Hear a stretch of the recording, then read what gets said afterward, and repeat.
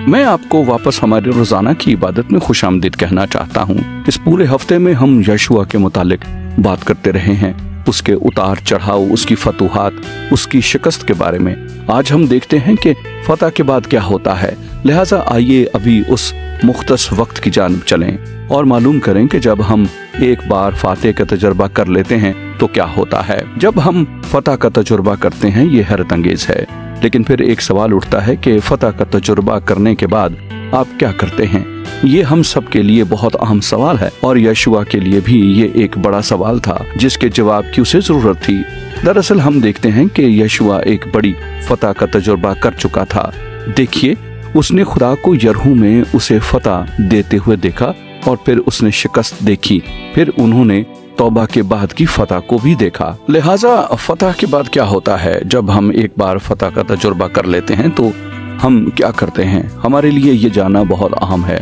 हमें यशुआ के 8वें बाब में मिलता है कि यशुआ ने कुछ किया, उसने एक मज़बा बनाया। मेरे ख्याल में इस काम की सबसे पहली तरतीब, जब एक दफा हम उस फतह का तजुर्बा कर लेते हैं जो खुदा हमें देता है, तो हमें यीशु मसीह की परस्तश करने की जरूरत होती है, क्योंकि वो है जो फतह देता है। हम खुद फतह हासिल नहीं करते, मसीह हमारे लिए फतह हासिल कर चुका है। और जब हम अपनी जिंदगी में फतह का तजुर्बा करते हैं, हम उसकी परस्तश के लिए, उसकी शुक्रगुजारी के लिए, उसकी सताइश के लिए और जो कुछ उसने किया है उसके जलाल के लिए और उसकी ताज़ीम के लिए एक मकाम तलाश करने की जरूरत है। मेरे ख्याल में पहली जरूरी चीज हमें वही करनी चाहिए जो यशुआ ने की, कि हमें खुदावन यीशु मसीह की परस्तश के लिए मज़बा बनाने की जरूरत है। लेकिन जब हम ये कर लेते हैं, इसके बाद हमें मालूम होता है कि जो कुछ हुआ था, जो खुदा ने उन्हें अपना कलाम याद दिलाया। लिहाजा खुदा का कलाम मरकजी अहमियत का हामिल होना चाहिए। जरूरी है कि हम खुदा के कलाम की जानब पलटें और वो करें जो खुदा हमसे कहता है। और उसके कलाम में एक हतमी बात है और वो ये है कि हमें उसकी फर्माबरदारी एहतियात से करनी है। कलाम कहता है अगर उसकी फर्माबरदारी करते हैं तो वो बरकत का वादा करता है, लेकिन अगर आप उसके कलाम की नाफरमानी करते हैं तो लानत है।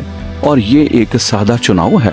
हम जिंदगी में चुनाव करते हैं और जब हम फतह का तजुर्बा करते हैं, हमें एहतियात से वो सब खुदा के कहने के मुताबिक करने की जरूरत है। यही था जो खुदा ने यशुआ को बताया। और अगर आप फतह के बाद खुदा को मुतहर्रिक देखना और कादर काम करने देखना जारी रखना चाहते हैं, तो आपको उसकी परस्तश करने की जरूरत है। आपको उसके कलाम को कबूल करने की जरूरत है।